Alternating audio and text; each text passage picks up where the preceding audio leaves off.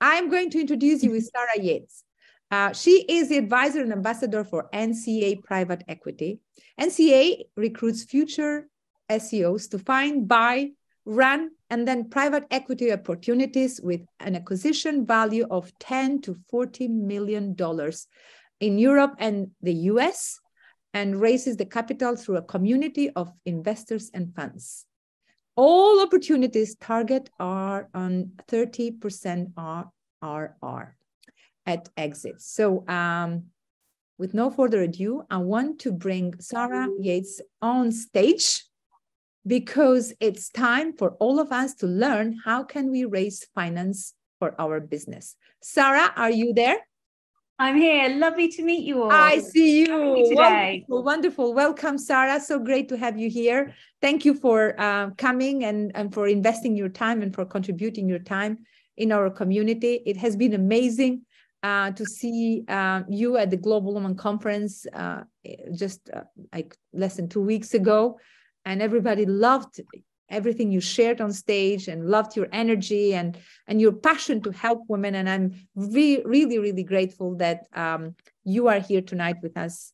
And you are going to share some amazing tips, but not only tips, but also real knowledge and wisdom and whatever we need to learn to run our businesses. Because, you know, we are very good on creating and producing and building, but when it comes to the money, we need to learn a little bit more.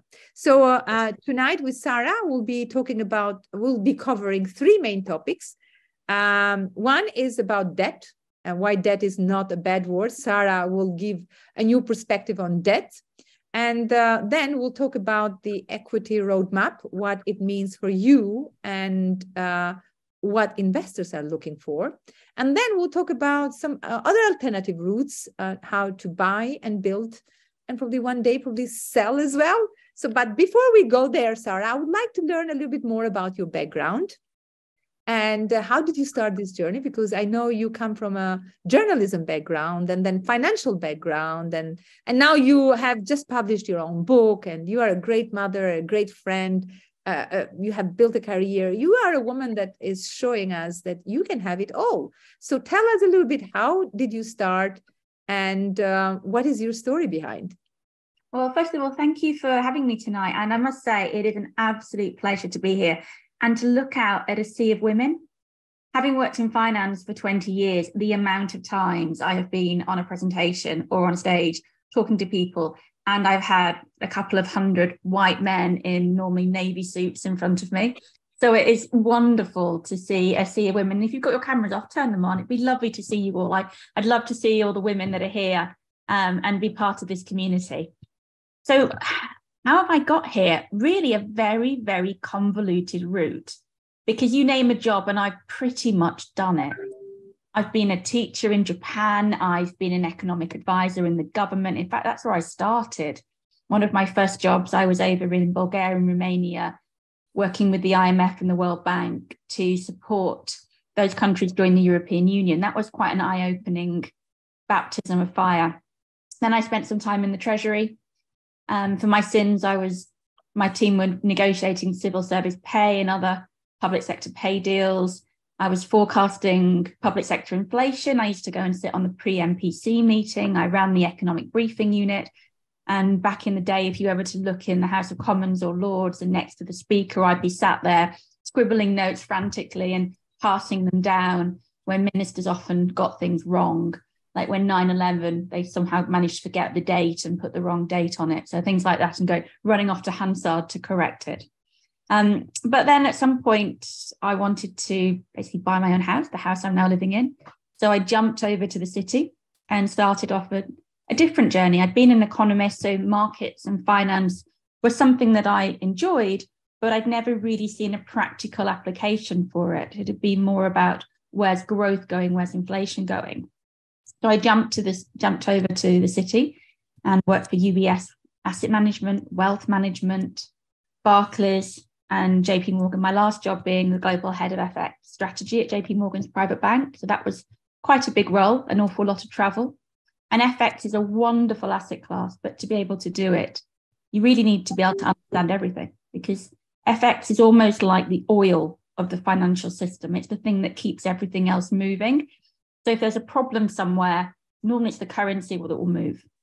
It's the currency that adjusts really to keep everything going. If it wasn't for currencies crashing and rallying, we'd have a lot more problems. So actually sometimes currencies coming off are the savior rather than the enemy. But at some point I just thought, this isn't really fitting for me. I've tried lots of banks and I'm not really finding my feet in the corporate world. I don't get up in a morning and bound into work. I go to work very early. I come home very late. I do an awful lot of good things in between, but I can't see myself doing this in 10 years' time. So I attempted to leave finance, and quite clearly I failed at leaving finance. But in the interim, I went into property and I built a property portfolio and have done some flips. I made a TV documentary on climbing the property ladder. For those of you in the UK, I also was on Homes Under the Hammer. That was an awful lot of fun. Oh, yeah, that's wonderful. Yeah, that's absolutely, I recommend ladies to watch that. It's amazing. You're a celebrity in that industry as well. It was fun. It was an awful lot of fun. I even got my dog onto it. And through that, I became a journalist. So I started writing for the Evening Standard in the homes and property section when that used to be very, very thick. COVID put quite a dent in that. And while I was building up the property side of the business, an old colleague of mine got in touch. And this is, I guess, the importance of networks and always being sure not to burn bridges, and asked me, would I be interested in joining the board for a family office? And I said, I have tried to leave finance. He said, come on, Sarah, it'll be 1 day a quarter, maybe 2 days a quarter. And I said, oh, okay, 8 days a year. I can do finance for 8 days a year. Obviously, it didn't stop there. So I joined the board. Before too long, I was chairing that board, and I've been chairing the board now for 6 years, doing all manner of things, be it working out conflict of interest policies, some of the governance, helping to recruit the CIO, supporting the CEO. I've also done other board work on charities, and mental health is a big issue for me, and I've chaired a mental health charity that helps disadvantaged children. And then I got involved in private markets, because public markets, owning 1,000,000% of Nestle isn't that exciting really for anybody.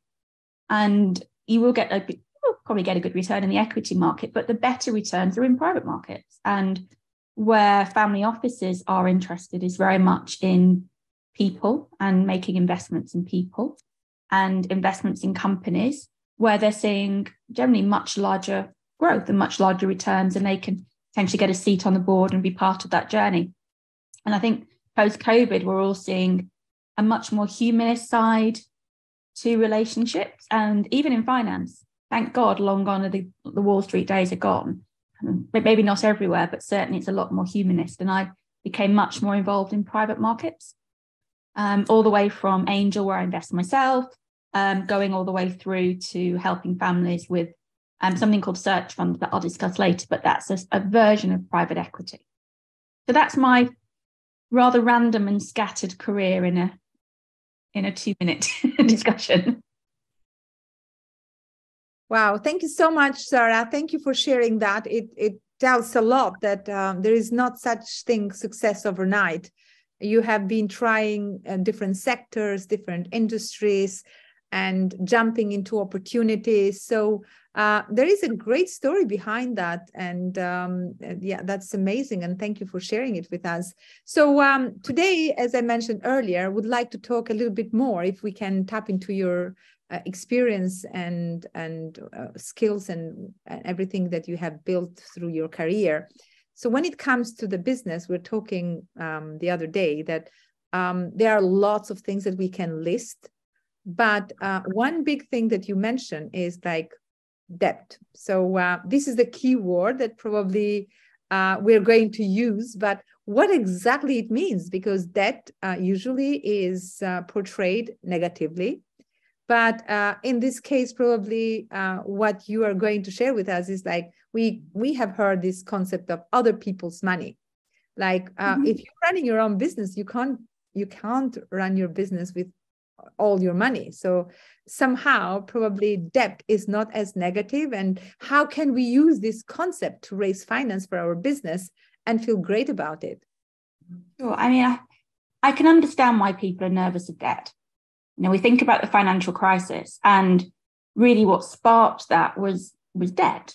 It was people spending money that they couldn't afford. I mean, at that point, going back into sort of the early 2000s, you could quite easily, particularly in parts of the US, get a credit card and go out and buy a Mercedes, whether or not you earn £1 or earn £100.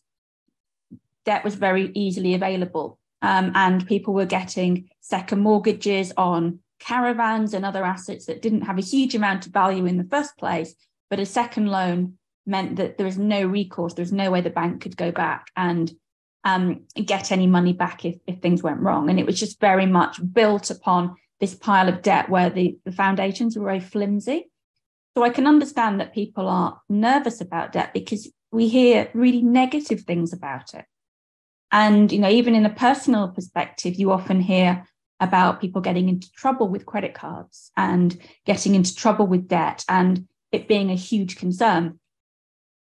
And I certainly don't want to tell people that debt is something a walk in the park, but also the amount of business owners I meet who very proudly tell me they've got to where they've got to with no debt in the company is really quite an amazingly high number. And it's great where you've got to, it's great what you've achieved, but had you had some debt, you probably would have got there a lot faster. Yeah. And I think that's what I want to sort of come on to in the presentation about why debt can give you value and why it can be something that is a useful thing to not be scared of and to embrace and to think how you can use it for your own purposes. Like with everything, it's important that you take on debt that's affordable and that you run the numbers and you understand the numbers. But you, as a business, are not an 18-year-old girl with a credit card going out to buy a car without a job. And what are some examples of successful companies that have leveraged debt to their advantage? If you can, I mean, to be honest, I would say pretty much every company will have a mixture of debt and equity in it. I would struggle to think of a company that was all equity, if I'm perfectly honest. In fact, I can't think of one.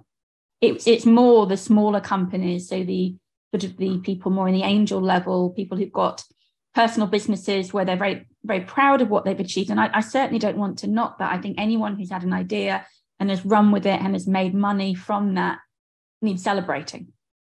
So as I understand, do you want to do it quicker?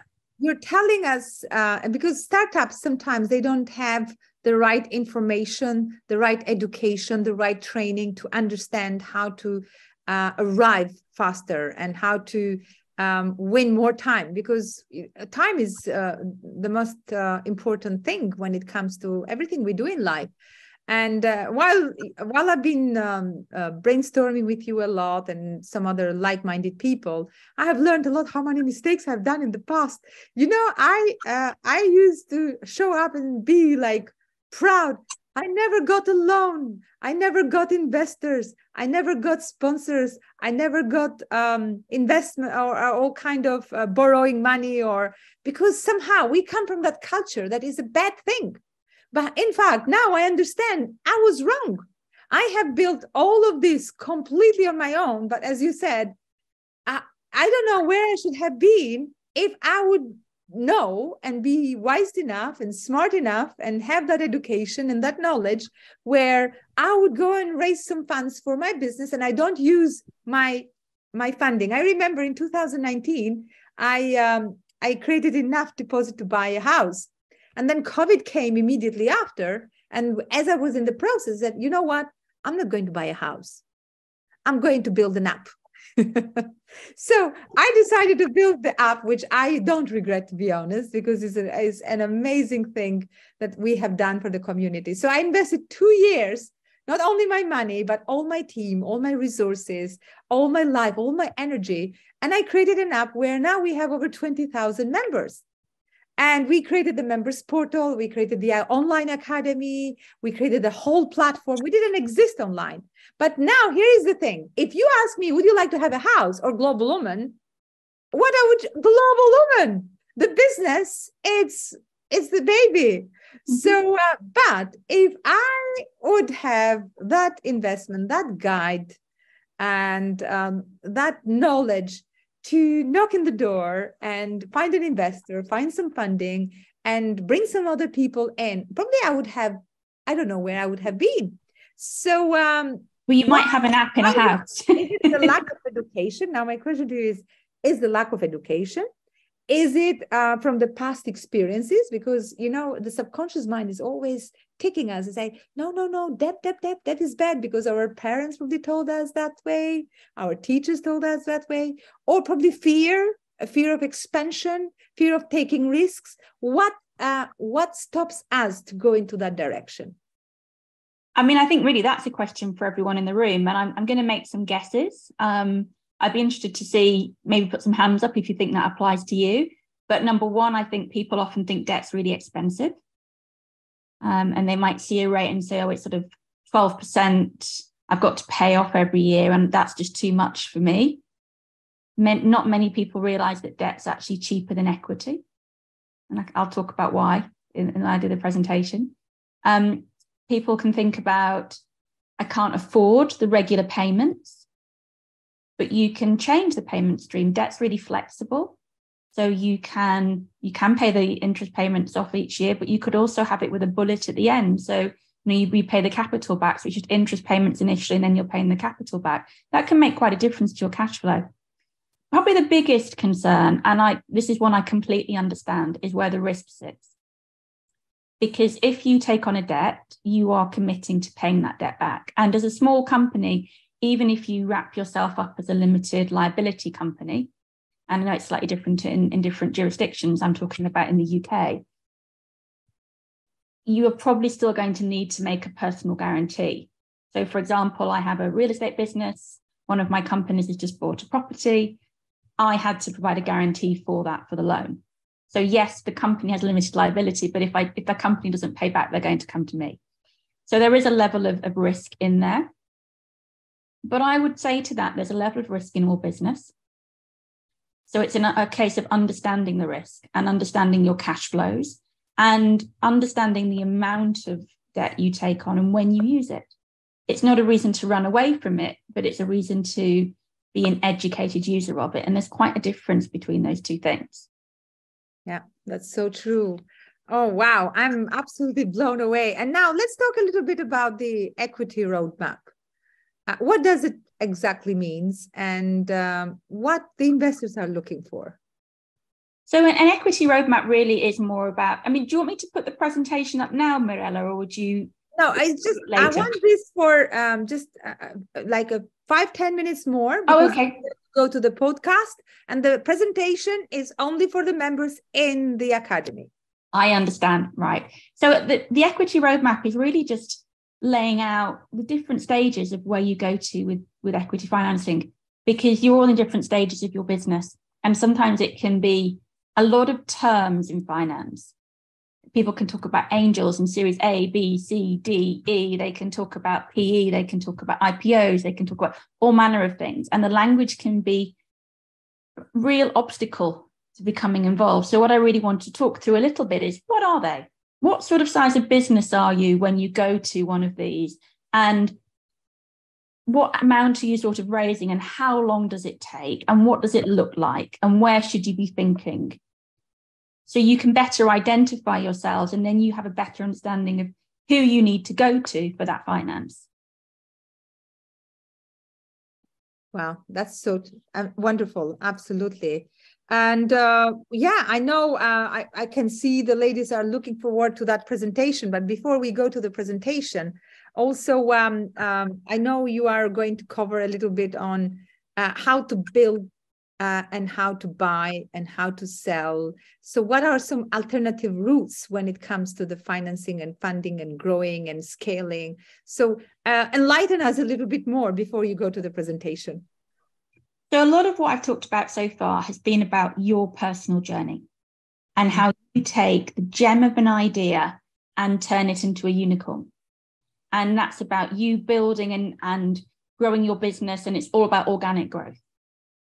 And that for many people has been the only roadmap that they've seen. But there are other ways of becoming a successful entrepreneur. And one of them is to buy and build. So you have your business and you buy other businesses to bolt on, so you can expand more quickly and buy in expertise.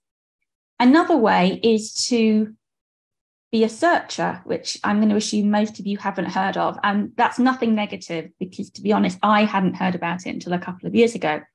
But it's where investors will fund you to go and find a business to buy and run it. But it's not about needing to have the germ of the idea as an entrepreneur. It's about being entrepreneurial and having those skills and being able to run an existing business, of which there are many where owners are looking to step down and retire, and where there aren't always next gens waiting in the wings, and they're looking for someone to come in. And what's even better than that is they're looking for someone to come in who values the legacy that they've already established and wants to continue it, and will therefore potentially sell at a cheaper rate than they would to a private equity firm. So those are the different route maps I want to talk about. So rather than just being that one long road ahead, there are ways that you can start halfway along with it as a search fund, or ways you can bolt on other businesses so you can grow quicker and get to your end point in your dream much faster. Yes, absolutely. I remember when I started doing some training and learning a little bit more about the world of media and magazines, because right now I own 5 magazines, and I wanted to learn more how to sustain the magazine, how does it work. And I was blown away when I did study this concept of build and buy and build, and then sell if you want to. But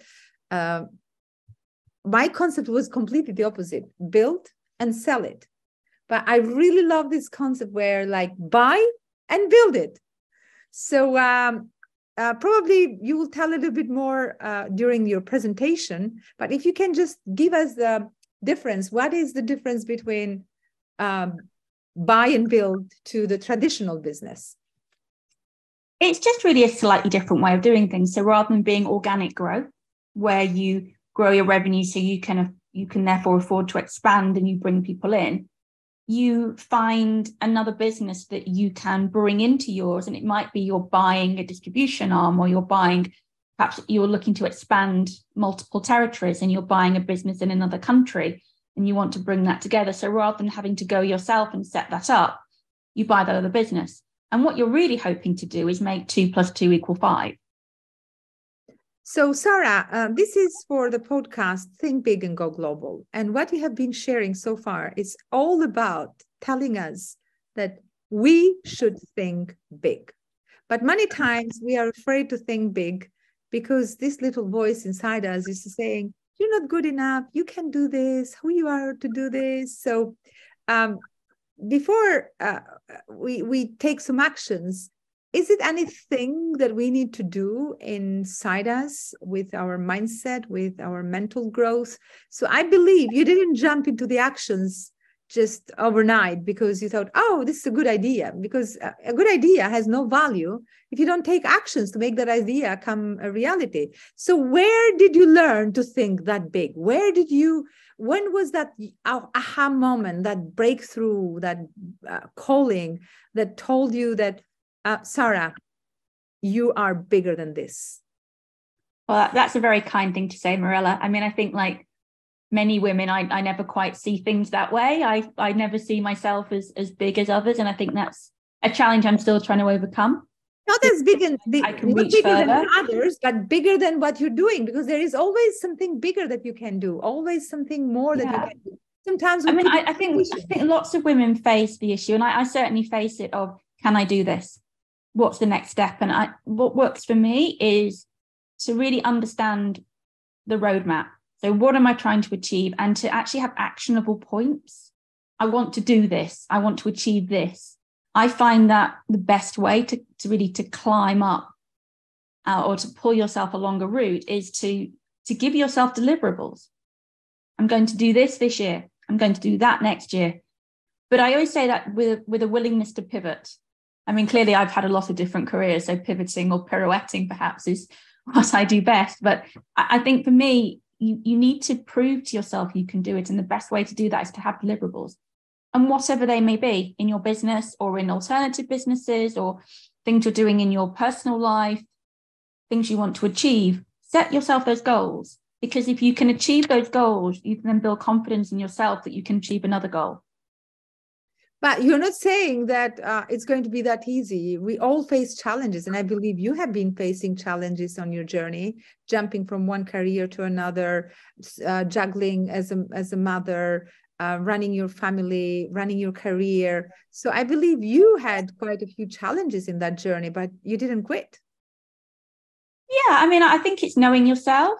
I mean, in a way, I stepped back from finance because I tried in the banks. You know, I worked at UBS, briefly at Lloyds, Barclays, JP Morgan. I mean, one day I looked in the mirror and I thought, am I just going to try another bank? I've done asset management, I've done wealth management, I've done investment banking. I've done pretty much every version of it. And they were some great jobs and I learned a lot, but I never really felt this is my calling. I enjoyed the academic challenge. I enjoyed the intellectual challenge. I enjoyed a lot of the people I met, but there was always something more. And it took quite a long time for me to have the confidence to say, I just need to step away from this and do something different. And then that's when started the property journey. And it was very much a case of, I desperately wanted something I could deliver. I was really quite bored of having pieces of paper. That was almost I'd shuffled paper for 15 years. And I went from that to the other extreme of buying properties and doing builds and renovating them because I wanted something real that I could point to, something very tangible. And then on the back of that, knowing I could deliver, it gave me more confidence to go back into finance, but also to look around and to have that moment of pause. And I think it's something that with the book I've been writing, it's all about learning to breathe and take that moment to pause. And now, yes, you have jumped into a complete different world, in the best world to be, in the world of children. Now, tell us about your new baby. Oh, I'm actually going to show you my new baby. Yes, show us your new baby. I can have a preview. This is my beautiful. It's called Freddie Counts to Zen, and it's a children's mental health book. So I have chaired a mental health charity. I'm a mum to 2 children, and I'm very conscious of how important it is that children get really good mental health foundations from an early age. You know, when we look at some terrible statistics like suicide, when you're seeing how many people we lose each quarter, you realize we need to do so much more to support children, because then the earlier you start, the more resilient people you bring up, because life is difficult. You know, we've talked about business challenges, but people have emotional challenges. They have family challenges. They have relationship challenges. There's going to be lots of bumps in the road. So the more you can build really good mental health foundations, the better equipped you are to deal with life. So this book is very much about how to deal with anger, and it incorporates breathing techniques into it. And it's done in an anime style. So those are actually my 2 children, my eldest and my youngest. And nice. I couldn't leave the dog out, so he's in there as well. And it's all in rhyme. And it's going to be published in 2 weeks. So just hit the enter button on the order. But if anybody wants to pre-order it, it's available at Waterstones, or the ebook is available at Amazon. And for this week, the Children's Mental Health Week, it's on the big discount as an ebook on Amazon. So please do go and order it if you've got young children. Wow. Thank you so much, Sara. Thank you for everything you do and everything you share, for your passion, for your contribution, especially now with your latest initiative to be a big campaigner to support parents on helping their children to be confident, to be healthy, to be mentally strong, to build that resilience. It's a lot we can do as adults, as parents, to educate our children, but also to strengthen their journey to reach their best future. So thank you so much, Sara.